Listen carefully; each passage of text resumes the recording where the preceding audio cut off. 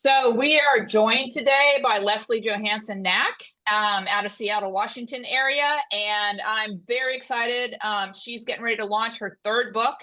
She's an award-winning author, and I mean, quite frankly, she's been through it, and so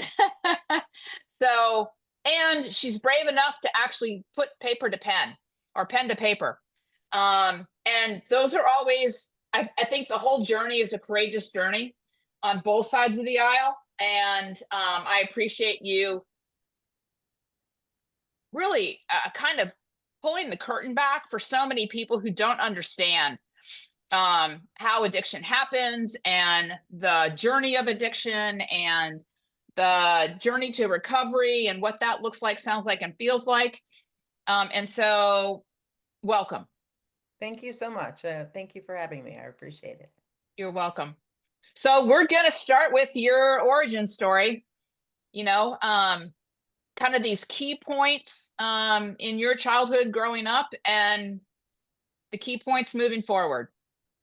Well, I can just say that, where to start? I guess Hmm. you're born into a family that, you're hoping is going to be functional and healthy, but it's not always the case. So Right. my mother struggled with mental illness and alcoholism and addiction.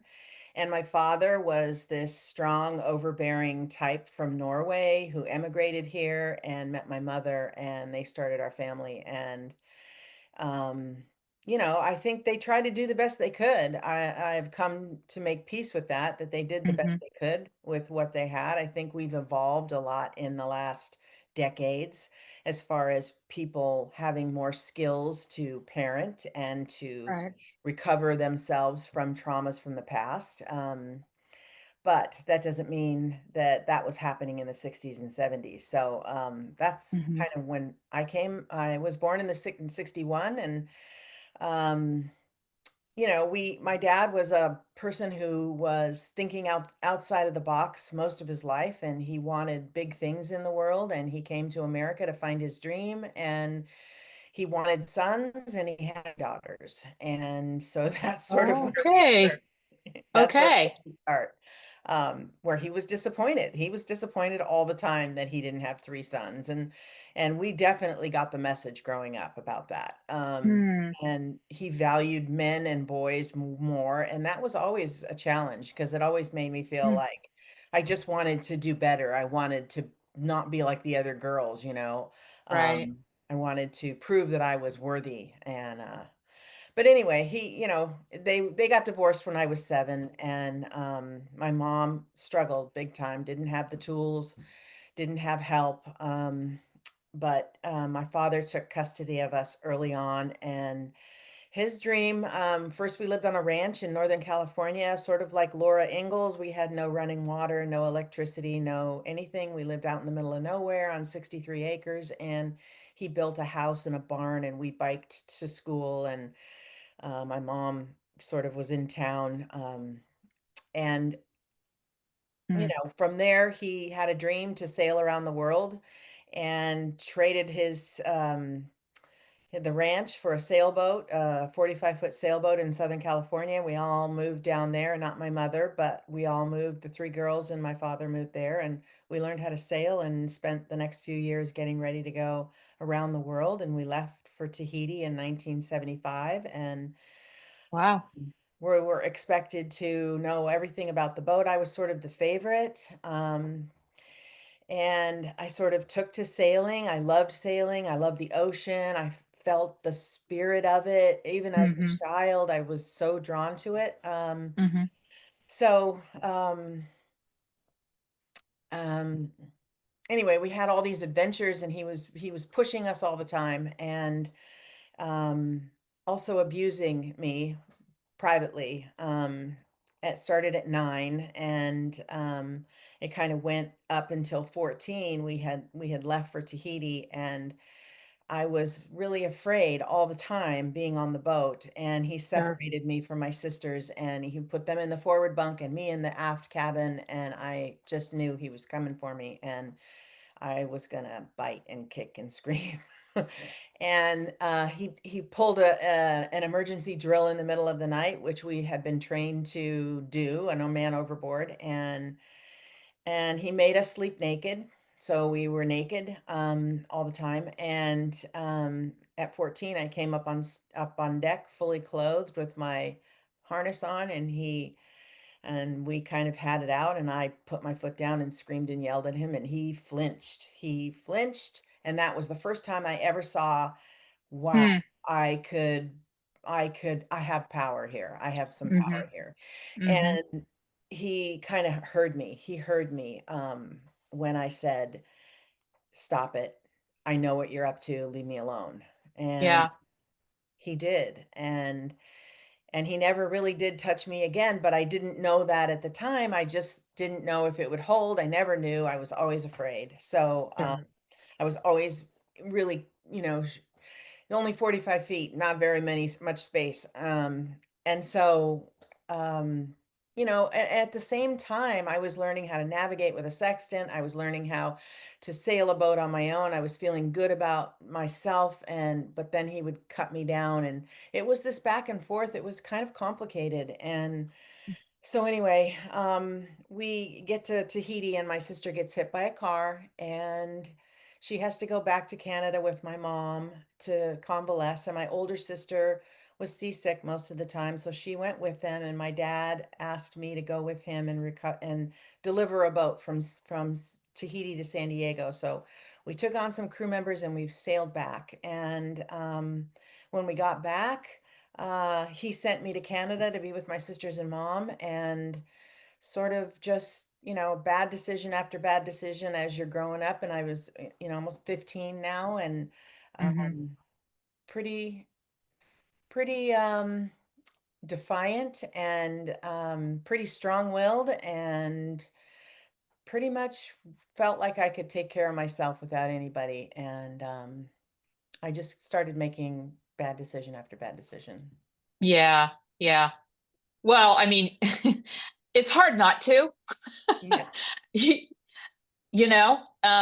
honestly, given the circumstances, and you were kind of left on your own. Yeah. And so you only have like this much, in terms of having made decisions or knowing what decisions you could make. Um, and so when was the wake up for you?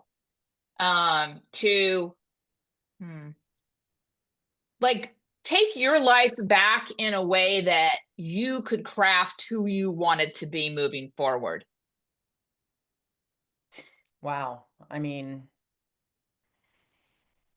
I don't know. I think that was happening on a weekly basis, because in living with him, he was constantly saying that I was stupid and that I would never amount to anything, and and my response to that was a fierce, "You're wrong, and I'm going to show you." Mm-hmm. Whereas my older sister, when he would tell her that, she would say, "Yeah, you're right. You're right. I'm nothing. Mm-hmm. I'm never gonna." It depends on your personality, I think. Mm-hmm. So either you're Mm-hmm. a fighter or you're not a fighter, and I am Mm-hmm. a fighter. And Clearly. well, Yeah. I mean, I Yeah. think I was born that way. I mean, I'd like to Mm-hmm. take credit, but I don't think that that's a part of, it's just part of my DNA and how I am. It's like, Mm-hmm. I just don't want to take the defeat. And if you tell me I can't do it, I'm going to show you that I can. And Mm-hmm. so I think I was starting to make myself, every time, that one moment when I screamed at him at sea was a Mm-hmm. really big moment for me. And Yeah. it made my heart beat for years to come. I would be just, but there was a part of me that kind of really enjoyed the fact that he flinched. He flinched Mm-hmm. when I said something. And so, I mean, I felt like I was worth it. I don't know why. I don't know why I felt like I was, I was going to make it. But, I just kept making bad decision after bad decision. And in the story in 19, the story I just told you was the story of 14. And that came Right. out 10 years ago. So that was the original memoir that came out. And everybody read that and they said, "Well, what happens next? What happens next?" And I was like, "I don't think I want to tell you what happens next." Right. Right. It's not easy. It's not easy. Yeah. But eventually, my sister passed away. My older sister passed away after 14 came out, and so Mm, I just stopped writing about family at that point. I needed to heal. I needed to take care of some things, and my mom sure. was not happy with 14. She was not happy I published it, and made me promise not to publish anything else till after she was gone. Yeah. So, I had been working on 19 for a long time, and then so now it's coming out finally. But Hmm.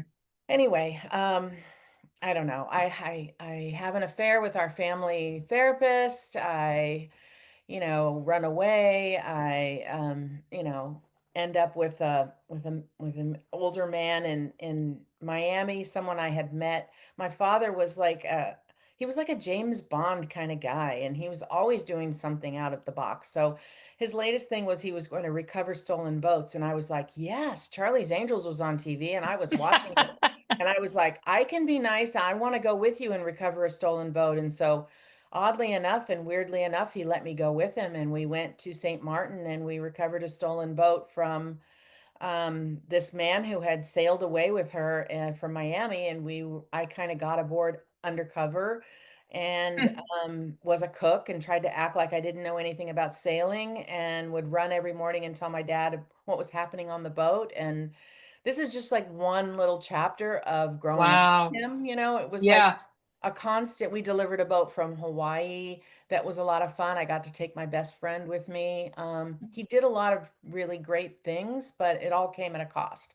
And it Mm, looked so great in the front. It looked like, oh, yeah. lifestyles of the rich and famous here. She's traveling all over the world. But behind the scenes, it was like this cat and mouse kind of thing where, I was like growing up, not feeling safe at all. And, I wrote Right. about him being a protector and a predator Right. same time, and it was Yeah. kind of confusing to Hmm. grow up in that way. So, Hmm. Hmm. And so when did you decide to make some good decisions? well, I mean, so a lot of things happened, and then all of a sudden, out of nowhere, he took his plane to Mexico and with his new fiance and a newfound brother I didn't know I have from Norway. And they went to Mexico. And on the way back, they hit a big, huge cloud and the plane broke up in the air and he died. And my brother died. And the fiance, Elizabeth, she lived. She fell 10,000 feet and landed in a tree in the jungles in Mexico and lived. And Wow. yeah, and I was 19. So I felt like all my life I had been fighting against him, and now he was gone. And it Yeah. was like the air got sucked out of the room, and I didn't know really who I was if I wasn't in opposition to him. Like, what am I going to do? Who am I? How am I going to succeed if I don't have to prove anything to anybody? It's like Yeah. it's almost like I went off the deep end. And so that's when I started really Mm, drinking and using because I just was lost. And I was married at 18 to a man who was 32. He was an ex-con and I didn't know. I just was so naive and mm-hmm. so making bad choices. But um, you know, eh, so I just lost my train of thought. I got sober 6 years later after he passed away. I had Okay. lived through this very destructive period of alcohol and cocaine, and it was fun for a while, avoiding the pain. But I think that what happens is, you can't put that off forever. It's like Mm-hmm. the pain of your childhood, the pain of your life, or whatever. Mm-hmm. Um, it's it just becomes something that has to be dealt with if you're going to make I wanted to be somebody in the world. Mm-hmm. I really had this belief inside that I was going to be somebody, that I wanted to be a writer, and I wanted to be a writer from very early on. I mean, when we were sailing to Tahiti, Mm, I was writing stories on the back of the logbook, telling the story of the day when we saw the whales and the dolphins and how we stopped the boat and went for a swim, and I was laugh and tell stories of who did what and all this other stuff. And I knew that I would write about that one day, and I don't know how I knew. It was just sort of a knowing that yeah. experience is something I'm going to write about someday. Mm-hmm. Mm-hmm. It Anyway, sounds like you have this very strong spirit that was determined to have a life, yeah. and to have a voice, and to have a presence in the world. Yeah, and I don't know where that came from, but even at the very end when I was living in my car, homeless, had been fired from my job, I had no money, and I was completely destitute in Redondo Beach or Hermosa Beach. Hmm. Um, there was a voice inside that said, Hmm. keep keep going. And I was like, no, I can't keep going. I can't imagine my life without drugs and alcohol. I can't imagine what would happen if I stopped using. I couldn't imagine what that would be. And I sort of had this miraculous moment happen. I had several miraculous moments happen, um, that I kind of recognized at the time. And even though inside the small little voice was saying, you can do it. You can do it. Hmm. You know, Hmm. and I don't know Hmm. where that comes from. God, spirit, Hmm. a blessing Hmm. from above. I don't know, but I'm grateful. I'm very grateful. And I've had that little voice in me and I've listened to it and not listened to it in my life. Yeah. And I always regret not listening because it Hmm. was the right thing to do had I just listened and followed Yeah. um, Yeah. the path. So, I'm with you. You know, I listen a whole lot more now. but it's a skill, right? It's like not Yes. something that you can just say, "Oh, I'm going to listen," because it's such a small little whisper Hmm. inside that if you're Hmm. not paying close enough attention, you could just run right over it, you know. Hmm. Hmm. I think I'm Well, pretty, there was enough of you that was awake, yeah, to be aware of it. I guess. Um, yeah. And so, could you speak a little bit about like one of the miracles that showed Sure. up? Sure. Um, So the one that happened right at the end that actually got me sober was that my mother, who was a nurse and had been living or working in a hospital and kind of she was like a nurse Jackie almost stealing medications back when they didn't have them all locked up. And mhm. she was drinking and she would go into mental hospitals and stuff, but she decided she was going to get sober and she checked herself into a New Beginnings treatment program in Century City in Hmm. LA. Mm-hmm. And I was living in my car and I went to go see my little sister who was just sparkling clean and just going to college and working full time and just having this beautiful life. And I was just this loser living in my car, completely lost and Mm-hmm. consumed with pain and grief about the abuse that I had never told anyone about. And Oh, the fact that my dad died and I loved him, but I hated him. I mean, there was just so many conflicting things going on. It's very complicated, like right. complicated grief, complicated love. I don't know what it is. But my I went to go see my sister and she said, it's mom's birthday today. She's, 39 or whatever, and she's checked herself into the hospital. And I said, let's go see her. And she said, bake her a cake while I'm at work. And so I baked her a cake and we went to Century City. And of course, they confiscated the cake because they thought we were trying to get Sure. take Right. some, take some drugs to her. But when Mm-hmm. I saw her, it was like, Mom, she was she was new. She had this glow. She was Mm-hmm. smiling in a way that I'd never seen her smile, and she had hope, and she was talking about the future. Like she was like not the mom I mean, we had wished she would quit drinking for our whole lives. And Right. so all of a sudden I saw her differently and it sort of clicked in my brain. I want that. I want that. Mm-hmm. And so we went back to Karin's house and I sort of went on another 2-day bender. And then when I got done with that, I called and I checked myself into another location of the recovery program down in Lakeside. Wow. So, Wow. Wow. yeah, I wanted to go there and be with her, but they wouldn't allow immediate family members there. Sure. One of the other Yeah. miracles that happened was that I came to Karin's house one day to visit her, and she turned on the TV and it was the Today Show, and it was the day that the space shuttle launched into space and Christy McAuliffe died in a Mm-hmm. fiery blaze, Mm-hmm. January 28th, 1986. Mm-hmm. When I saw that, it just shook me to my core. Yeah. Mostly because I thought she's young and she's got so much hope and she is somebody and she's somebody and I want to be somebody that they could be proud of, that people could be proud of, and her parents must be so proud of her, and then she died like Right. just in front of all of us. It was just Right. it chokes me up even today because it Hmm. was just an emotional moment that one of the moments that brought me to check myself into a treatment program. So, Yeah. And, I'm a big believer in gifts and no matter what happens. yeah, And there's a reverberation off of that experience for you that was a tremendous gift. yeah, Um, just like seeing your mom um, released from the shackles of her addiction. yeah. It's such The an gift. incredible experience um, to see them anew. And for me, because I had a mom who was addicted to prescription medications, and my brother was a cocaine addict, and blah blah blah. So I've had the generational Yeah, experience. And when my ex-husband, who was a Vietnam vet, post-traumatic stress, and an alcoholic, finally, years later, after I divorced him, we have a son, got sober.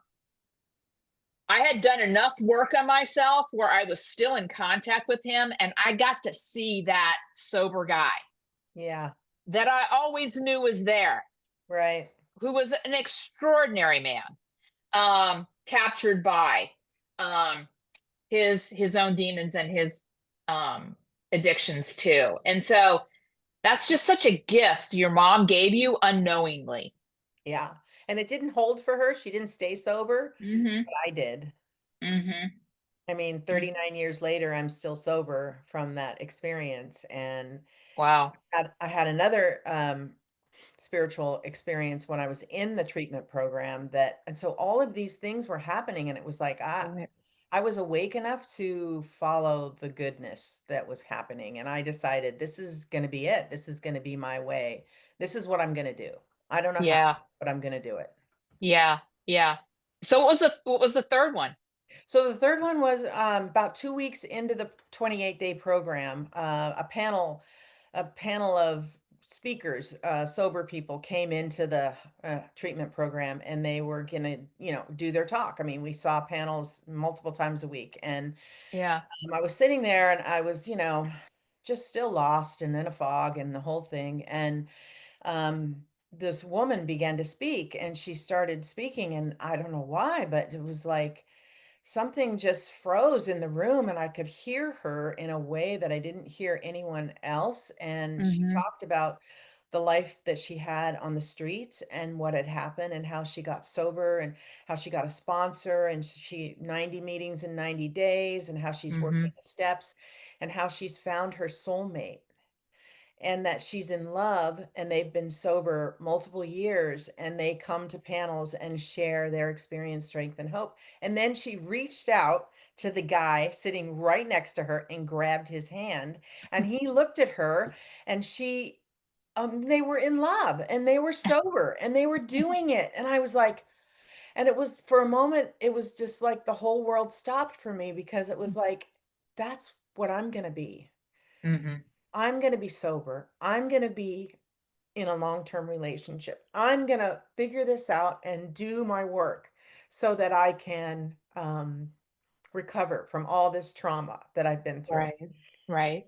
And it was a moment, and I went back to my room, and I was writing feverishly, I am going to stay sober. I've just had an experience I'll never gonna forget. And, just on and on and on. And it changed me. I was different from then on, and I was Right. committed to the program. I was grateful that I had that experience. When I got out, I did exactly I stayed sober. I worked the steps. I got a sponsor. I did 90 meetings in 90 days. I got a job right away. I started making money. I started working my way up. I went to college. I snuck to community college at night to take one class because my dad told me I was stupid so many times. I thought he was right. And Oh. we didn't really go to traditional school because we traveled. Mm-hmm. I took the high school proficiency test to get out of high school. Mhm. And I had to take it 4 times, so I thought for sure I'm stupid. But I took this class at night while I was sober, and I would go every week, and I would do the homework, and I turned it in. One class, didn't tell anyone, not even my sponsor, and I got an A. I got an A in English. I was so excited. I went to my sponsor and I was like, "I took this class and I'm not stupid. I'm seriously not stupid." I was 26, I think, years old. And she goes, "Of Mhm. course you're not." So I took 2 classes the next semester and eventually I got my AA degree, and Mhm. they voted me the most outstanding English student in the college, and they gave me a scholarship, and I got accepted to UCLA, and I transferred to UCLA, and it was just like one good thing after another, and Mhm. I had met my husband already in the Mhm. program at a meeting. Mhm. And so this has been, I don't know. I don't want to say it's been easy because I've had a lot of hard work to do on myself with the insight Yeah. and the survival. Yeah. Yeah. There have been, I just kept pushing. I kept Mhm. pushing to do better, I guess, and to understand Mhm. what was happened. And I've been in Mhm. therapy for 35 years. Yeah. I've been Yeah. sober in the program for 39 years, and I'm working the steps. I'm talking on panels. I just talked on a panel a couple weeks ago and Mhm. trying to give back what was given to me. Yeah. It's the full circle thing, it really is. Yeah. Yeah. Well, you have this, well, I would say like this indomitable spirit, Yeah. that what was determined that it would rise through you. Yeah. And we all know not everybody has that. Um, and you just kept showing up. I mean, and it's incredibly unusual, generally speaking, for somebody to get clean and sober and then not have a relapse. Right. Exactly. And so like with my son, 12 rehabs later, Right. um, you know, And and the average is, I don't know, 5, 6, 7. Um, so I just love the guts, the determination, the courage, you can see it. You don't know how you're going to get there, but by God, you are going to get there. I remember at one point in the program, right before I got out, the 28-day treatment program, they said, "Look around the room. There's 30 of you sitting in this room right now. 2 of you will Mhm. stay sober for the year." And I was like, "I'm one. I am going to Mhm. be one of them. Mark my words, I'm going to come back here in a year and I will be sober." It was just like Mhm. that. It was just like, I don't know. I wasn't going to Mhm. be stopped. I was going to do it. And even though my dad was gone and he wasn't pushing me to be, I was finding it on my own. I found Mhm. that strength and will on my own, and so, yeah, I don't know why that is, but I know it's Mhm. can be a very hard path for a lot of people, and I'm not saying it was easy for me, but Oh no, I don't think any of this is easy whatsoever. But what I do appreciate, and I think, we kind of share that kindred spirit of determination. yeah. You know, um, I didn't have the experience of alcoholism or drug addiction. I probably, in my 20s or 30s was a workaholic. Yeah. But I started doing my work early, um, as, a teenager in high school, actually, because I recognized that the world that I was living in was a bit crazy. And Yeah. I was like, okay, well, this can't be like how everybody else is living. You know? And so I remember as an 11-year-old going to the library and looking for autobiographies. Wow. Yeah, and the only ones at that time were either generals or football players, Right, right, right. but that's what I read because I wanted another window into a different way of doing life and and success. And so we all kind of, I mean, we not all of us, but that's the part I think that we share. It looks a little different, obviously, Sure. but we are both determined to Yes. break the generational patterns, and live the life that we're kind of we're here to live.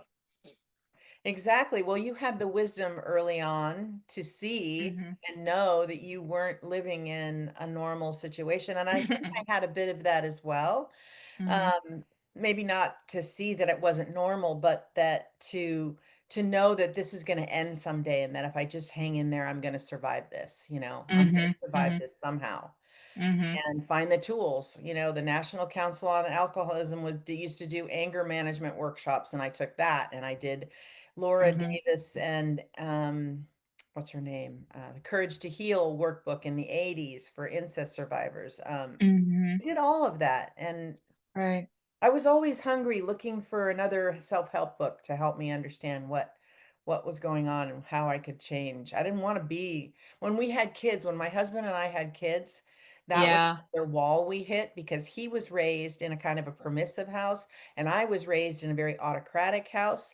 And so when we had kids, we were like we didn't Yeah.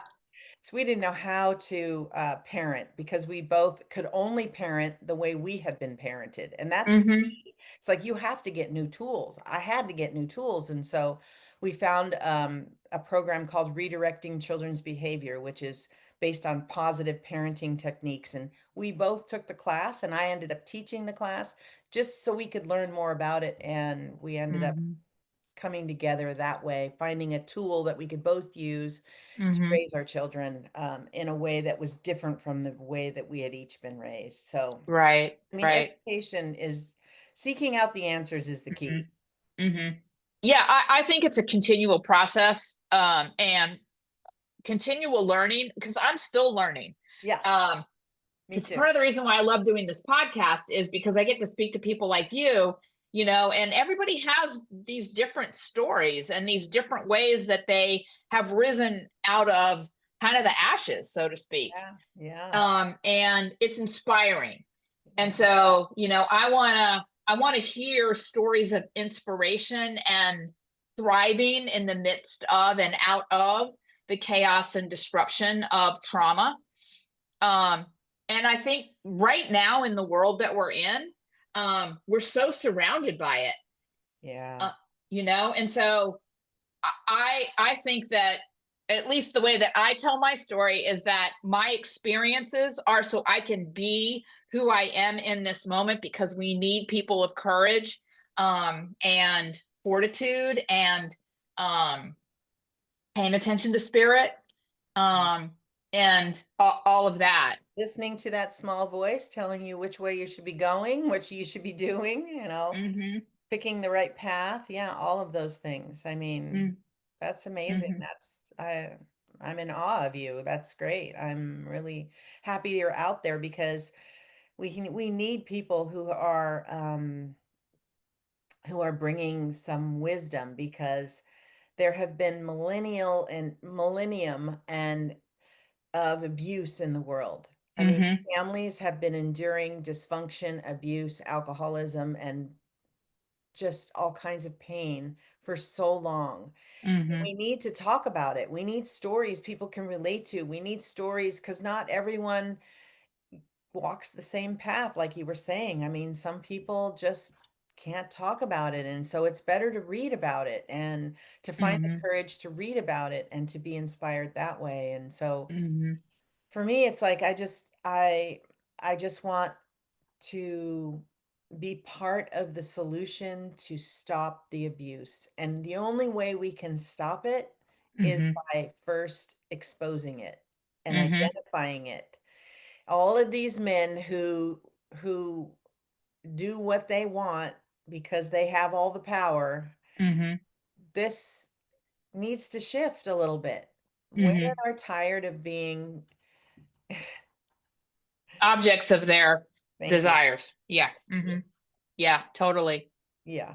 So, Mm-hmm. I mean, we need the good guys to stand up to the ones that Mm-hmm. are not the good guys. Mm-hmm. I don't Mm-hmm. know. We need Well, to I stop it. It's yeah, enough. and I think by you writing your book and you talking, using your voice, as kind of sounding the telling your story. I mean, I think for all of us, kind of decided that we're going to lay down the shame, we're going to lay down the judgment, we're going to lay down the shackles of keeping us quiet and isolated and silent, because it's time to rise up and tell our stories, Yeah, because we're not alone. And um, that's and by right. coming together, we can be stronger Right. and And this is change just the the narrative. beginning. Who knows what it's gonna look like in 50 years or 100 years, but I think I'm gonna be at the foundation. I'm gonna Hmm. be I wanna be part of the solution. So Hmm. even if Hmm. it doesn't no changes happen for a long time, at least the ball is gonna start rolling, the momentum is going to start Hmm. building, and we need these stories because it's just so common. No one has ever talked about it, you know? We only started talking about it, what, in the '80s? Not even Hmm. publicly in the '80s, more Oh, for sure. publicly in the '90s. I mean, come on, it's been happening forever, and, Hmm. people have been drinking and using and hiding from their pain, and it's just a tragic, tragic circle that we all been going in. So, Hmm. anyway. Yeah. Well, I hear you, because I think about it the same way too. Is I don't know if I'm going to see the shift in my lifetime. I'm a few years older than you are, and but I know I'm doing my part, Yes. in the shift, Yes. and I believe that what I'm doing, what you're doing, is playing a role in that shift, and that's you know that That's huge. belief. Yeah. Yeah. It's huge. It's all we can really do, and as Right. long as we're doing it, especially if we're doing it because not everyone can do it, you know, not Hmm. everyone can find the inner strength to do this kind of, public exposure, talking, Hmm. whatever you wanna call it. A lot of people are quieter and much more subdued, you know? We have to rely on Hmm. the ones who are loudmouth like me, and my husband, no, not my husband, but my dad used to call me. We used to call him the voice of America, and he used to call me a loudmouth. So, Hmm. Okay, well, you keep talking.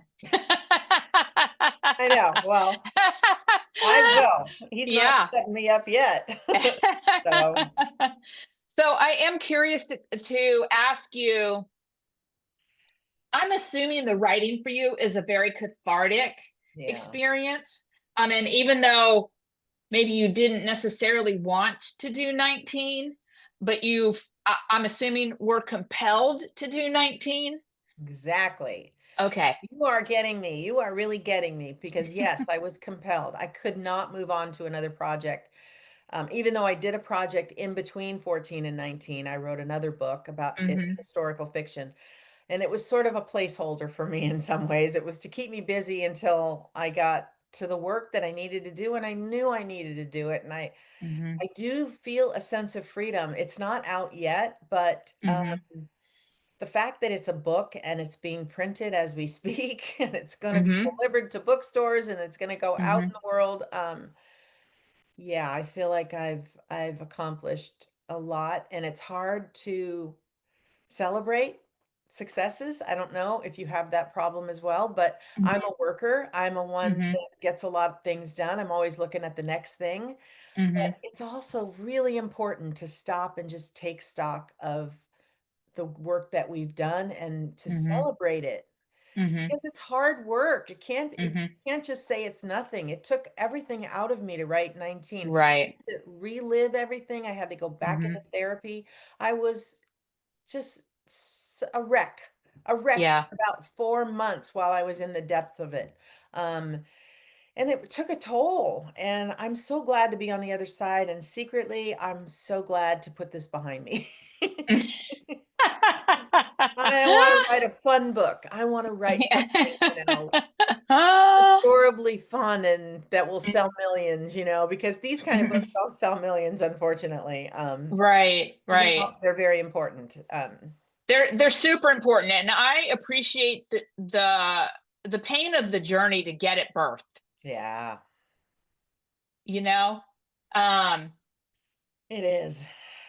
And I always mhm, knew I would write. So it is a blessing in a lot of ways because it's given me a platform to mhm, do everything I wanted to do. Mm-hmm. And I'm glad I did it, and I'm glad I did my work, and Mm-hmm. now I wanted to write a romance. Yeah, great. My daughter wants to write a book with me, and so I think we're going to try to write a mother-daughter book, and I'm going to try to have fun doing that next. Well, I want you to celebrate, Yes. and in October when it is birth to the world, um, I do believe, I mean, the courage that it takes to do something like this, it's a compounding effect of these kinds of stories. And Hmm. so I do believe that, what you have done is helping us move towards a tipping point I that hope matters. Mm-hmm. I really hope so. That would be make it so worth it if that Mm-hmm. was true. It's like adding these little bricks on top of little Mm-hmm. bricks and little bricks. Mm-hmm. And eventually you're going to get so many bricks that it's going to go over.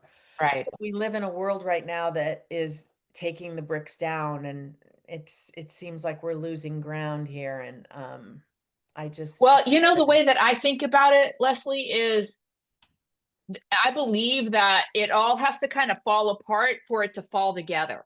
well, that's true too. That's true Y- too. So, Yeah. And so as we witness and participate in the falling apart, I really honestly do believe it is going to come back together, reconfigured, at a we higher might level of consciousness. we might not see it, but That's what I'm saying. yeah.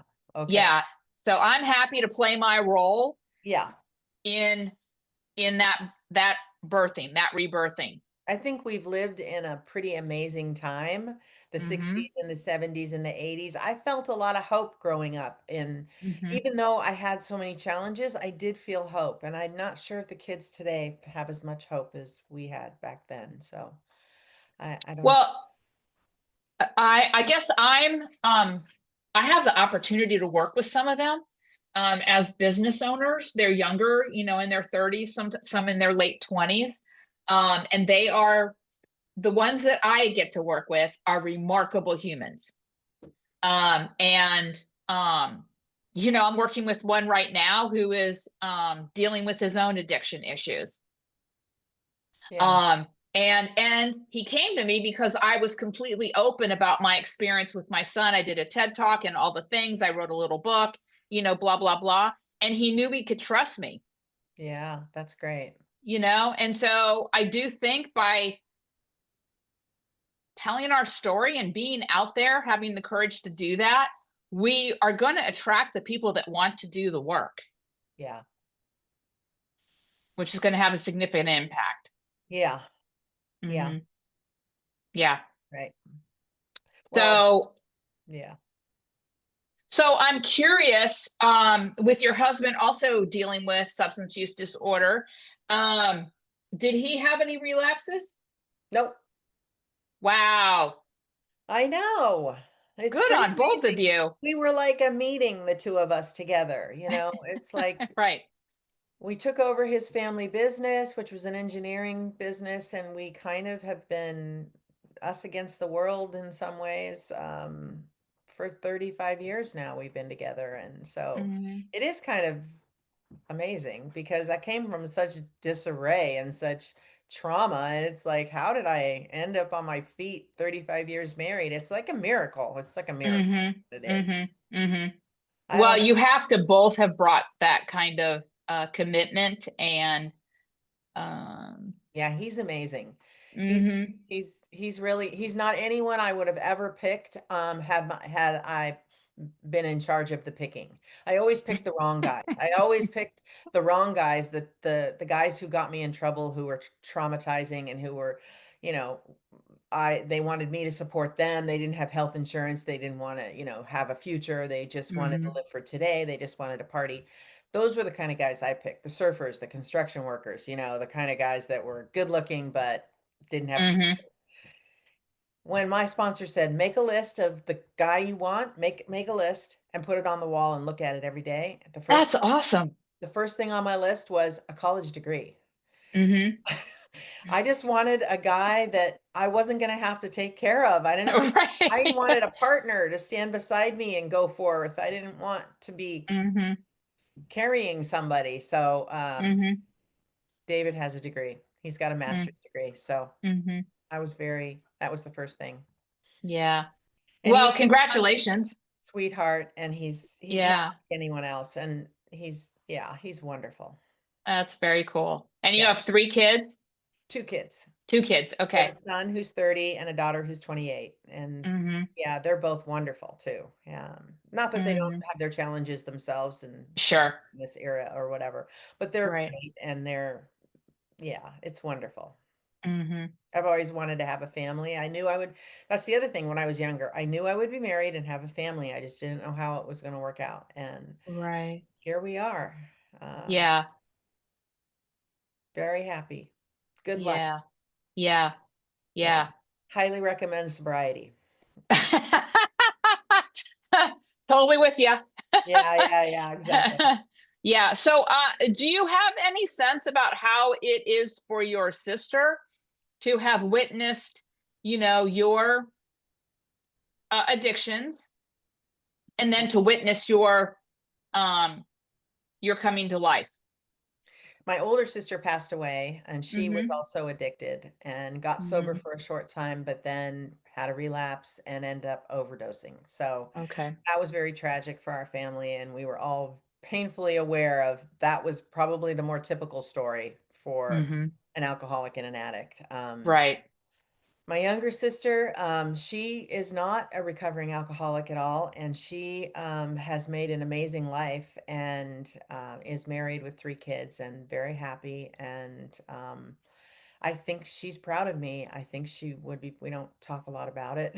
um, Mm-hmm. Mm-hmm. but yeah, I mean, this is sort of the path I chose, and Mm-hmm. chosen a different path, a more business approach. She works, she has a degree, more degrees than I do, and Mm-hmm. anyway, she's very successful. Yeah. Mm-hmm. Yeah. So, for anybody who's listening from a family perspective or a friend perspective, what would you tell them?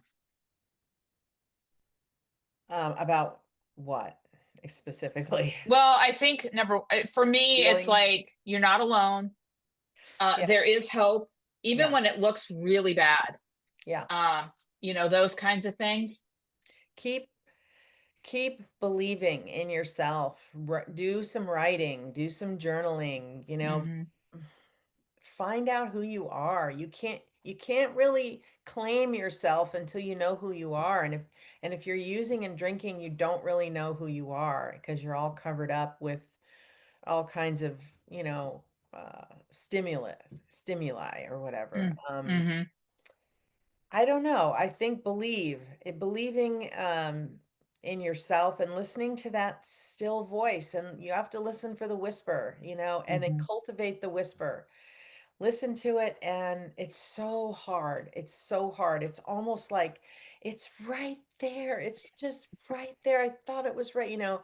It's just, but then it becomes stronger. The more you listen, Mm-hmm. the more it becomes stronger. And so Mm-hmm.